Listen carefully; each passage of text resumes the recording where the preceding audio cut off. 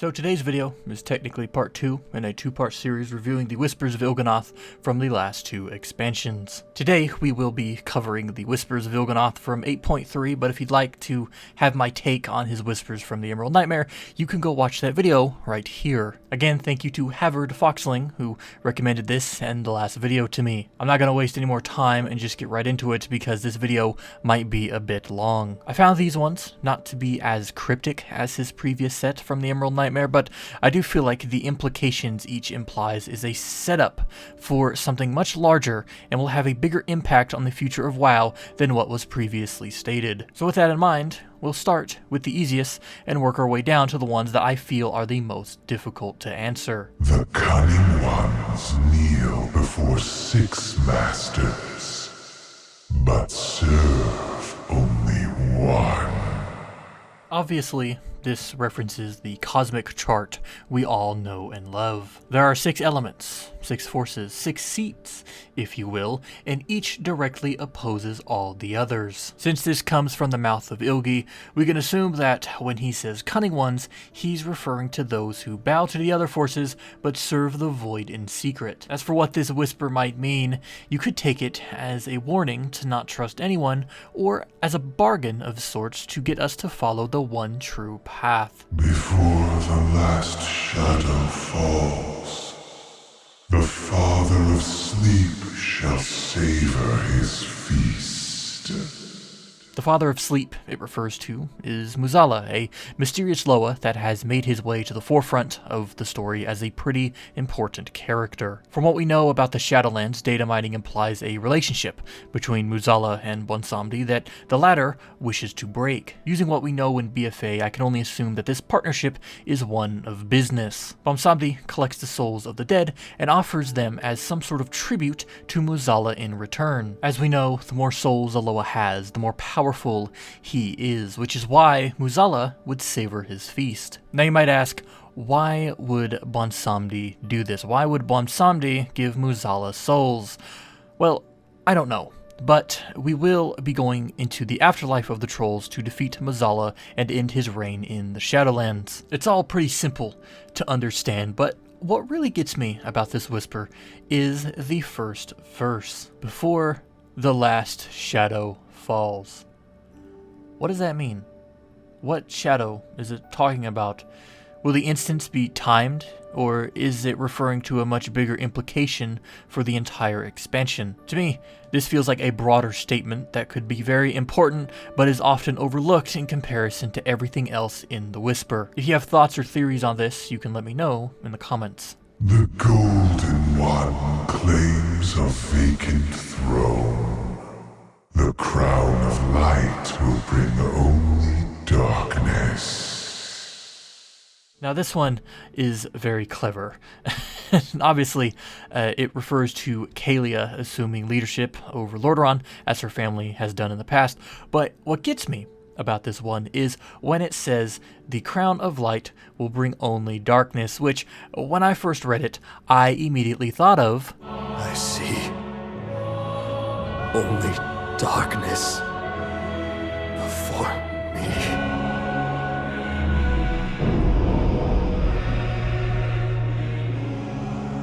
And that's really funny, considering Kalia is Arthas' sister. As for what it implies, I can only assume that with the factions trying their hand at peace, there will be a wide array of racial tension between the Forsaken and everyone else. And I say this because when you look at it, the Forsaken are at fault for everything they did just as much as Sylvanas. It was the Forsaken who claimed Lordaeron. It was the Forsaken who sought revenge against Arthas by any means necessary. It was the Forsaken who developed the plague. It was that plague that set in motion a string of events that still, to this day, has not stopped. By direct and indirect actions, they caused significant damage to the planet by blindly following a queen who said she knew best. It wouldn't surprise me at all if the people from both the Alliance and the Horde call into question the integrity of the Forsaken and lead the race down a darker path. 5 lanterns now darkened. The flame they seek will light the Master's way. So again, this is a simple one to understand. The 5 lanterns are a reference to the pillars of creation, which have been previously referred to as torches or a form of light in the past. 5 keys to open our way. 5 torches to light our path. And as of 8.2, we know the pillars are more than just a Legion plot device and will not be forgotten, as Azshara took the Tidestone and used it to split the seas. But here's what gets me about this one. Ilgi references that they seek flame, essentially meaning that they seek a use, and this use will light the way of the Master, which is undoubtedly Ny'alotha. But with 8.3 over and done and Ny'alotha defeated, the pillars were nowhere to be seen outside the Tidestone from the previous patch. So either Ny'alotha didn't get to fulfill his wish of using the Pillars of Creation, or just maybe, Ny'alotha is not dead. I feel like I reiterate that statement a lot, but it's true. Ny'alotha has been good at foreseeing the future, as shown with many of his previous whispers from Legion. So this whisper, it's almost like he's telling us that even if we achieve victory in Ny'alotha, which we did, Ny'alotha is not going to go away. Maybe, perhaps, if Ilgi foresaw our victory, maybe the flame that will light the Master's way is actually the pillars being used as a method of revival or rejuvenation for Ny'alotha to return in the future. Or, as I theorized, maybe Ny'alotha just faked his own death in Ny'alotha and now seeks the pillars as a way to boost his power or revive his fallen brethren. Honestly, there's too many interpretations for this one, so I might set it aside and make a video on it sometime in the near future. When their mistress beckons, 9 ravens take flight. Each seeks a prize to earn her favor. So this is the second time Ilgi has used ravens as a symbol when talking about the influential figures of Azeroth. To break it down for you, Il'gynoth is most likely referring to Tyrande as the mistress, her sentinels as the ravens, and the prize as their hunt for Sylvanas. However, while this one might be pretty simple, we're not done with this one yet. In my last video, I said that I had a thought that I would touch upon in this one because I felt like it made more sense to do so. In the Emerald Nightmare, Il'gynoth describes a Lord of Ravens. Now, in Ny'alotha, he describes ravens taking flight at the behest of a mistress. How possible is it to say that these two whispers are connected? How possible is it to say that the mistress spoken of here is also the Lord of Ravens spoken of before? Because if the mistress is Tyrande, and she is beckoning her ravens to take flight, that would technically make her the Lord of Ravens, right? And if that's the case, whatever Tyrande's sentinels find during their hunt might answer what the last whisper meant by turning the key. Regardless, I feel like we'll find out more about what this whisper truly entails in the pre-Shadowlands novel, Shadows Rising, which will see a plot to locate Sylvanas and bring her to justice. The vassal of life disguises treachery. Beware the eyes of greed. So these final 2 whispers are some of the toughest ones to pinpoint because we just don't know.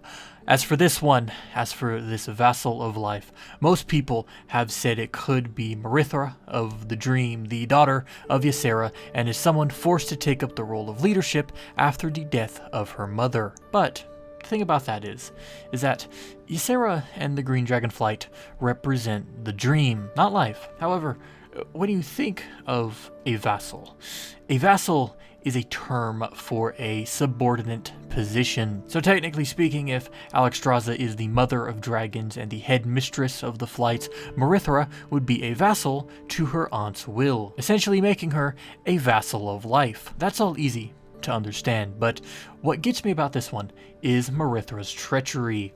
What treasonous action is she hiding? Does it mean the nightmare? Is she somehow corrupted by the Emerald Nightmare, maybe? We did re-enter the dream in BFA, only to see that the flower that had once started to grow in Legion had now bloomed into a sickly monstrosity. Honestly, we don't have much information to go on with this, but personally, I feel like it has to be related to the nightmare in some way, shape, or form. Again, this whisper deserves its own video, which I'll be sure to make sometime later. The Blind Queen wields a scepter of bone.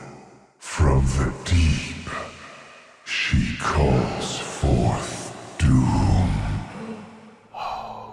I've had a lot of time to think about this one, and the best answer I could come up with is that Ilgi is referring to Helia, or Sylvanas here. You see, Helia is a queen. She rules and calls forth those from the depths of Helheim, and since this whisper is given to us by a servant of the void, a staunch adversary of death, it's possible that Ilgi refers to her as blind because she follows the wrong path. Plus, she has been confirmed to still live, even after her death back in Legion, thanks to some neat dialogue you gather from turning in an island expedition quest. The same could be said for Sylvanas. She was a ruler who now calls forth those from the depths of the Maul, and she is blind for the same reasons as Helia. The only part that gets me about this one, the only part that makes me not want to say it's someone specifically, is the scepter. Clearly the scepter is important, but how?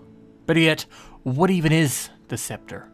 Is it a weapon of the Maul, or is it something else? I don't believe there's been a scepter model data mined, so perhaps it lies with Helia and not Sylvanas. Or perhaps we haven't gotten there yet. Truly, we don't know until something is given, but I do believe that this one will be answered sometime in the future, maybe after further data mining or in a future patch. Regardless, we have reached the end of the video, meaning that you can leave me your theories on the subject, as well as all questions, comments, or concerns regarding this video, Warcraft, or its lore, in the comment section down below, and I'll be sure to read each and every one of them.